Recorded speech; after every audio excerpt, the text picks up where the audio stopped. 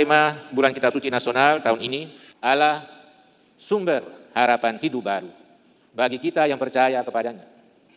Kita tidak boleh putus asa, tidak boleh kehilangan harapan ketika mengalami berbagai penderitaan dan tantangan.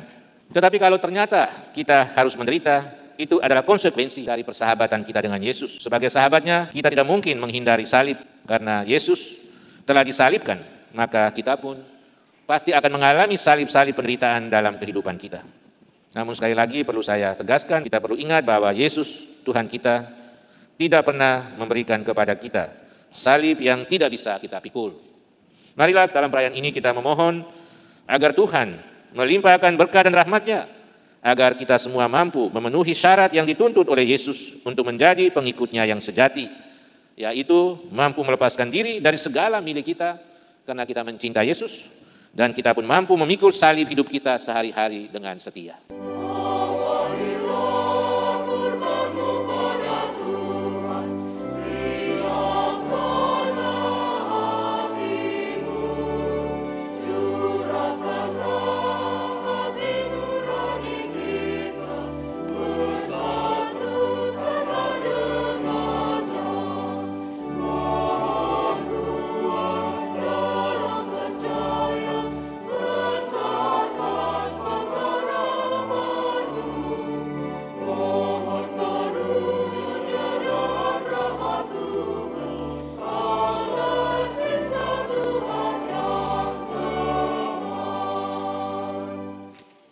Dalam nama Bapa dan Putera dan Roh Kudus.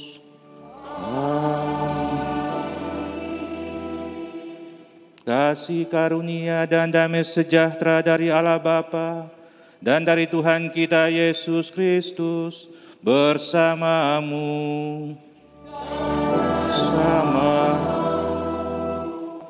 Bapak, Ibu, saudara-saudari, umat beriman yang terkasih dalam Kristus. Selamat sore dan selamat bertemu pada hari Minggu ini, Minggu ke-23 masa biasa.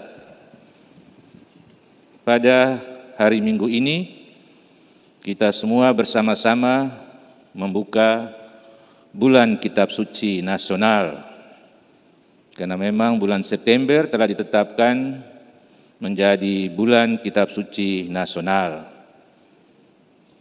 di mana kita semua diajak untuk mengakrabi firman Tuhan yang menjadi penuntun, pegangan bagi hidup kita. Kita mengakrabinya secara pribadi dan juga secara bersama-sama di dalam kelompok-kelompok, di lingkungan, di KBG dan sebagainya. Agar firman Tuhan itu dibaca, direnungkan, dan akhirnya dihayati dalam kehidupan kita. Adapun tema Bulan Kitab Suci Nasional tahun 2022, Allah sumber harapan baru. Allah sumber harapan baru bagi orang beriman. Tema ini berkaitan erat dengan situasi pandemi yang kita alami. Saat ini pandemi sudah melandai, meskipun sebelumnya kita merasakan bahwa pandemi itu menghancurkan sendi-sendi kehidupan, mulai dari ekonomi sampai hal-hal rohani.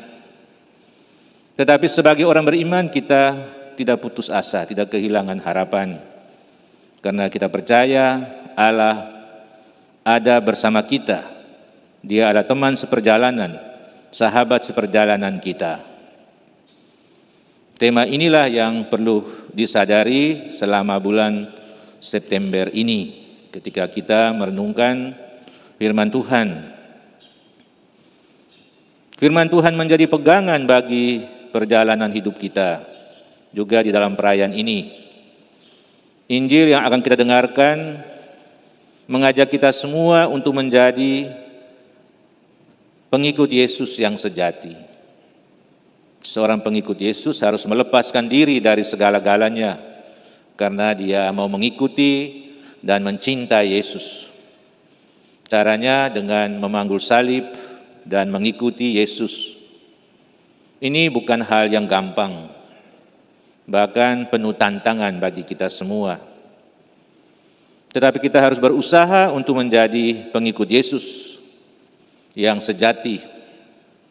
Maka kita mohon rahmat dan berkat Tuhan agar kita mampu melaksanakan tuntutan Yesus, agar kita dapat menjadi pengikut-pengikutnya yang sejati, yang rela melepaskan diri dari berbagai milik kita dan memikul salib hidup kita sehari-hari. Marilah sebelum mengambil bagian di dalam Ekaristi Kudus ini, terlebih dahulu kita mempersiapkan diri dengan mengakui segala kekurangan dan dosa-dosa kita. Bapak, Ibu, saudara-saudari, umat beriman yang terkasih dalam Kristus. Pernah terjadi salah seorang sahabat Yesus mengeluh.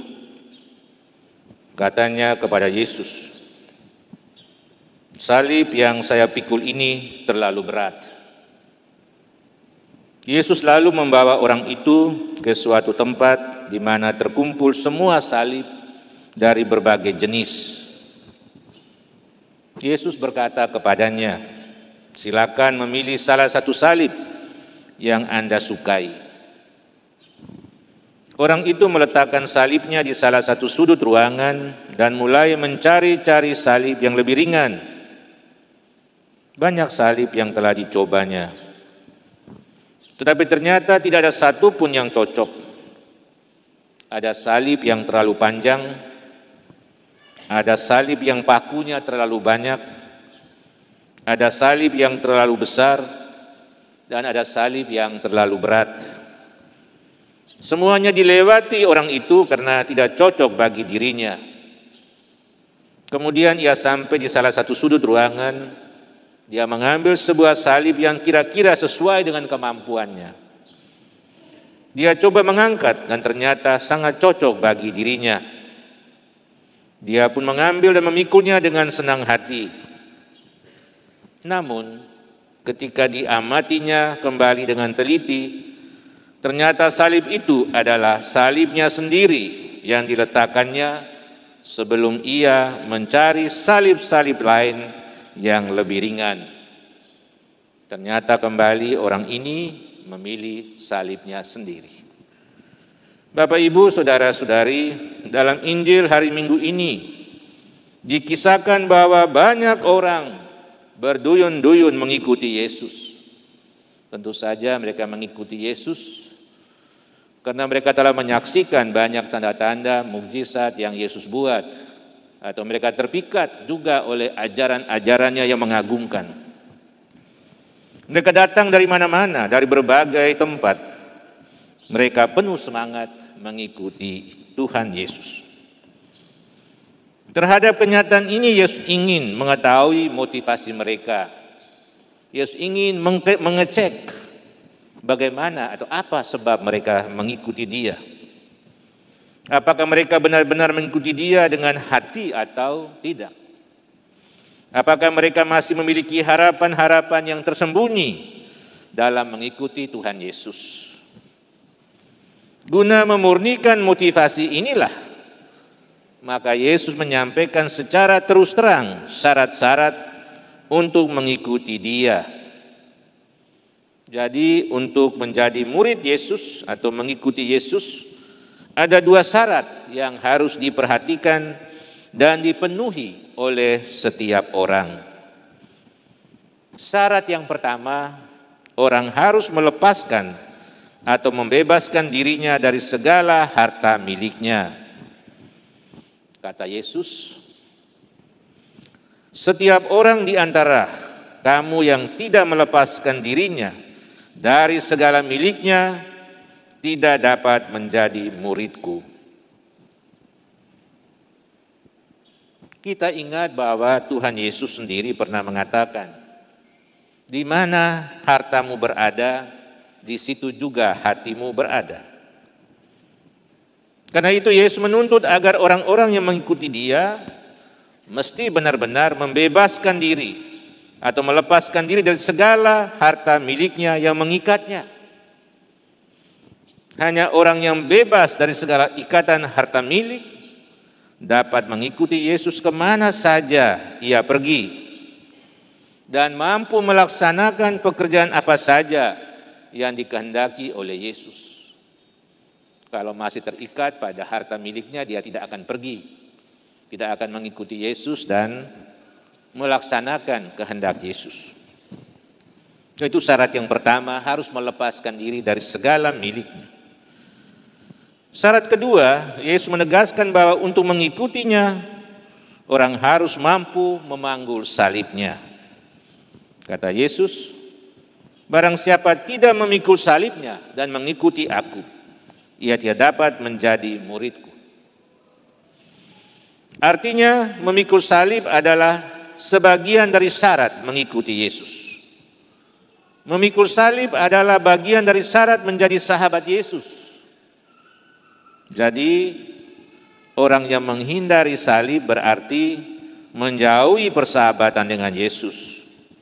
Sebaliknya, yang menerima salib berarti menerima persahabatan dengan Yesus. Perlu kita ketahui bahwa kelihatannya orang-orang yang dekat dengan Yesus dan setia mengikuti Yesus harus selalu menderita banyak. Ada banyak contoh bagaimana orang-orang yang dekat dan setia dengan Yesus itu mengalami banyak penderitaan. Salah satunya sebagai contoh adalah Santa Teresia dari Avila. Dia seorang yang dekat dengan Yesus, tetapi dia tidak luput dari penderitaannya. Penderitaannya bahkan begitu tidak tertahankan, sehingga pada satu hari dia bertanya kepada Tuhan Yesus, Tuhan, mengapa Engkau memperbolehkan semua penderitaan dan pencobaan ini? Mengapa Engkau membiarkan penderitaan ini mendatangi aku?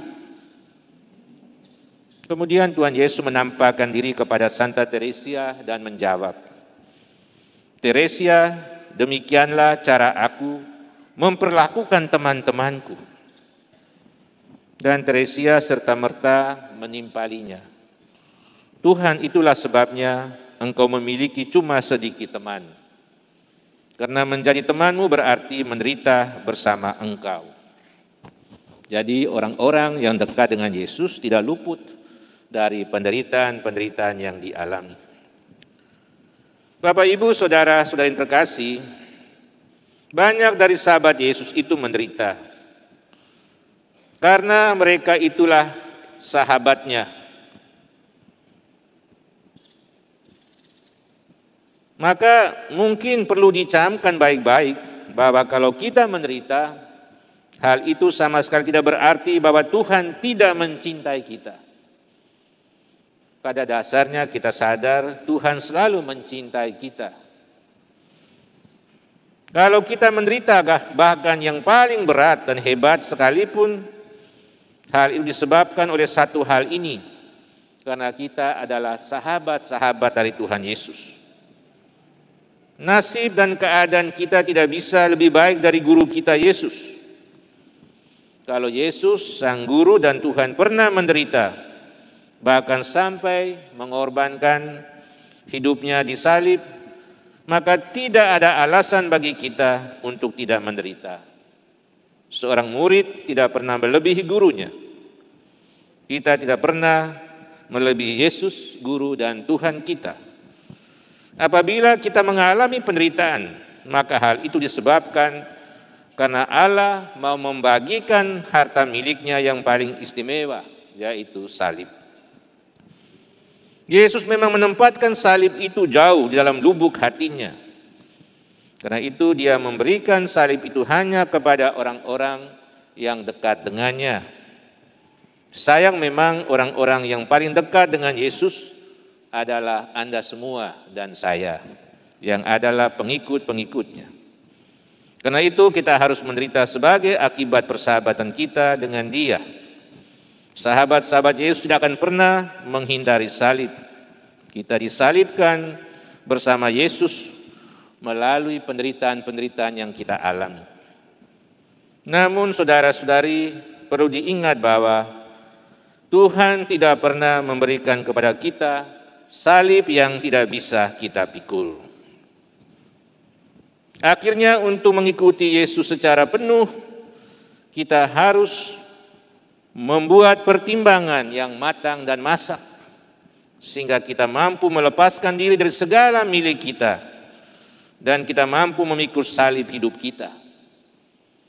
Kata-kata Yesus dalam Injil tadi, siapakah di antara kamu yang kalau mau mendirikan sebuah menara, tidak duduk dahulu membuat anggarannya, kalau tidak cukup uangnya untuk menyelesaikan pekerjaan itu?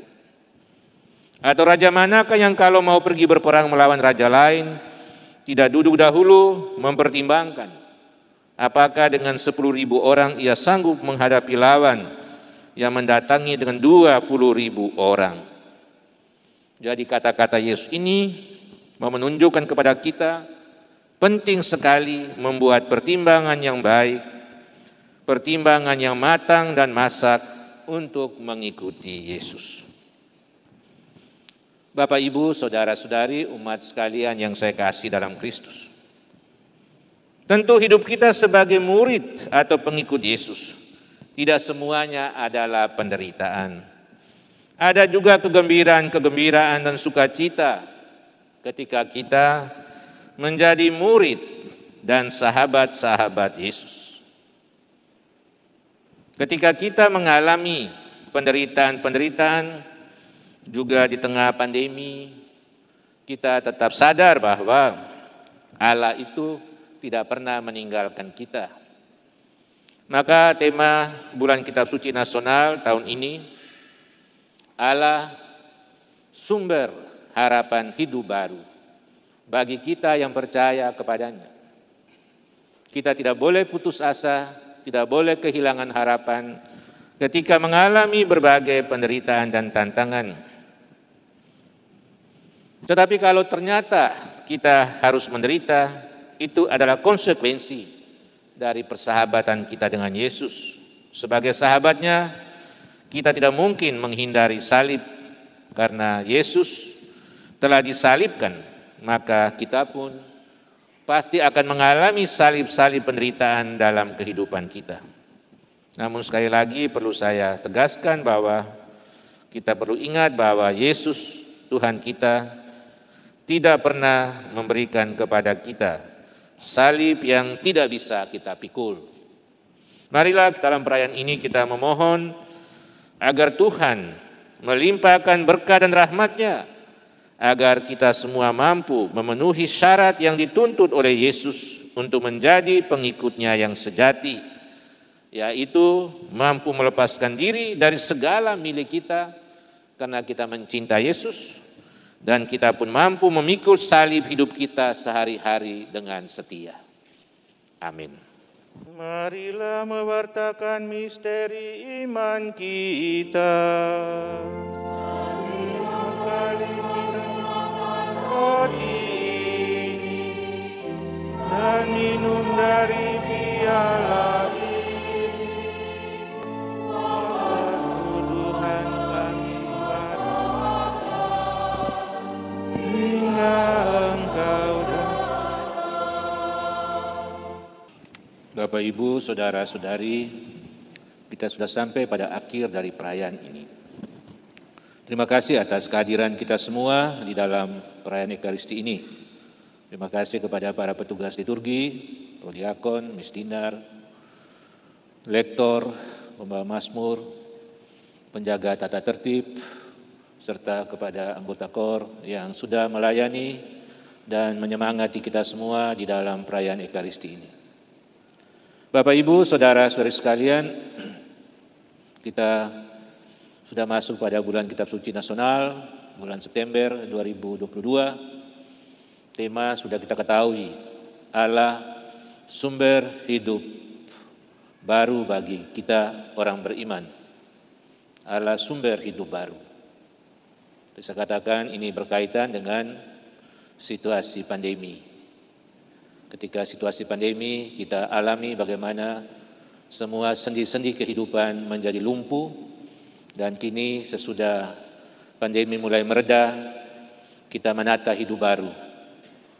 Kita menata hidup baru dengan semangat baru, dan Allah itu sumber kekuatan kita, sumber hidup baru bagi kita yang percaya kepadanya. Dan untuk bulan Kitab Suci ini, inspirasi diambil dari kitab nabi-nabi. Kita tahu bahwa ada nabi besar, ada nabi kecil. Nabi besar bukan karena perannya yang hebat, bukan. Tetapi tulisannya yang banyak, maka disebut nabi besar. Ada kitab Yeremia, kitab Yesaya, kitab Yeskiel, kitab Baruh, kitab Daniel, itu panjang sekali, maka disebut kitab nabi-nabi besar. Sedangkan ada nabi-nabi kecil karena tulisannya tidak banyak. Ya. Ada 12 nabi kecil. Yang kita renungkan pada bulan September ini adalah 2 nabi, Nabi Amos dan Nabi Hosea. Tulisannya tidak banyak. Dan yang kita renungkan juga tidak banyak. Maka kita semua diajak untuk merenungkannya selama bulan kitab suci ini, supaya kita mengakrabi firman Allah lebih intens, lebih mendalam, secara pribadi dan juga bersama-sama. Mulai dengan minggu pertama, Allah sumber hidup untuk mengalahkan mentalitas keagamaan palsu. Lalu minggu kedua, Allah sumber hidup untuk melawan ketidakadilan. Kita tahu kitab Amos itu bicara tentang ibadat-ibadat palsu. Mengapa ibadat palsu? Orang rajin datang ke tempat-tempat ibadat hanya semata-mata karena mengikuti saja, tetapi pulang tidak menghayati apa-apa. Lalu dia mengutuk juga yang nama ketidakadilan.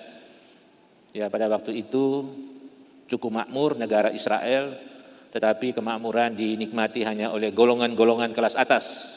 Rakyat jelata adalah miskin. Ketidakadilan inilah yang dikritik oleh Nabi Amos. Jadi 2 minggu pertama kita renungkan Nabi Amos. Minggu ketiga dan minggu keempat dari kitab Nabi Hosea. Hosea bicara tentang apa? Tentang kesetiaan Allah. Allah yang selalu setia kepada umatnya meskipun umatnya tidak setia. Umatnya selalu melakukan dosa, pelanggaran, dan melawan hukum-hukumnya, tetapi Allah selalu setia. Dan meskipun manusia itu atau umatnya itu tidak setia, berdosa, dia tetap Maha Rahim, berbelas kasih. Maka minggu ketiga, Allah sumber hidup baru karena dia setia, karena kasih setianya. Lalu minggu keempat, Allah sumber hidup baru karena belas kasihnya, karena kemurahannya. Itulah bahan bulan kitab suci yang perlu kita renungkan selama bulan kitab suci ini. Kiranya memberikan inspirasi, menjadi pedoman, kekuatan dalam hidup kita. Meskipun saat ini pandemi sudah berakhir, tapi kita harus menata hidup baru dengan berpegang pada Allah yang memberikan kita harapan yang tidak pernah berakhir. Sementara pandemi mulai berakhir, muncul tantangan baru adalah perang Ukraina dan Rusia. Saya mohon kita tetap berdoa terus-menerus agar perang ini cepat berakhir, karena dampaknya luar biasa bagi kehidupan kita, baik secara ekonomi maupun secara sosial. Semoga firman Tuhan memberikan kekuatan kepada kita. Dan pada hari ini kita semua diajak untuk menjadi murid-murid Yesus yang sejati, dengan berani melepaskan diri dari milik-milik kita karena kita mencintai Yesus, dan kita berani juga memikul salib hidup kita setiap hari dengan setia. Untuk itu mari kita bangkit berdiri memohon berkat Tuhan.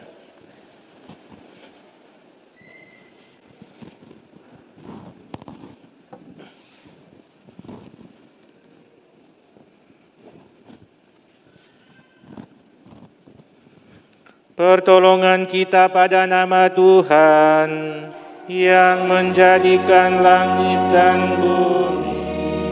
Tuhan bersamamu. Semoga Tuhan yang Maha Pengasih memberkati dan melindungi saudara. Amin. Semoga Dia menyinarkan wajah-Nya ke atas saudara dan berbelas kasih kepada saudara. Semoga Dia mengarahkan wajah-Nya kepada saudara dan menganugerahkan damai sejahtera-Nya. Dan semoga berkat Allah yang Maha Kuasa, Tritunggal Maha Kudus, Bapa, Putra, dan Roh Kudus turun atas saudara dan menetap senantiasa. Saudara-saudari terkasih, perayaan Ekaristi sudah selesai. Pergilah mewartakan Injil Tuhan. Syukur kepada Allah.